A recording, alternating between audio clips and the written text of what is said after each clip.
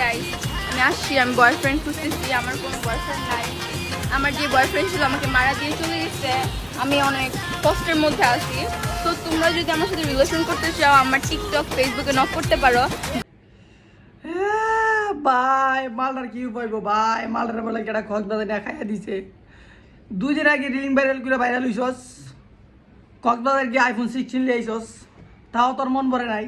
এখন শশা দিয়ে কাজ চালাস বয়ফ্রেন্ড নাই দিকে, আবার টিকটকে আইসা মানুষের কইতাছস আমার বয়ফ্রেন্ড নাই, আমার লগে কেটা রিলেশন করবো, আমার ফেসবুক নক দাও। এই বাসি বল কেটা খাই রে ভাই।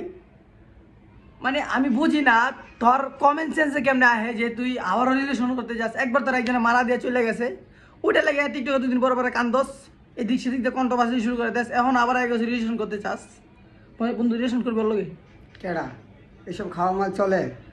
আমার বন্ধু তোরা বলে খাইতো না, তুই কারে খুঁজে বেড়াস ভাই।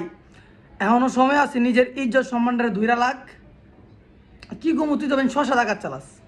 এখন বিয়া বাড়িতে গেলে, আগে তো বিয়া বাড়িতে গেলে শশা দিতাম, এখন শশা দেখলে কেমন জানি বমি আহে। মানে এই মায়াগুলার যে কিনলে সোশ্যাল মিডিয়াতে মানুষ রাখছে আমি বুঝি না ভাই। শিলার ঘরে শিলা থার পায়ে ফুটকিলা গরম বাদ বাকলাম, মনে হচ্ছিল শিলার ঘরে শিলা।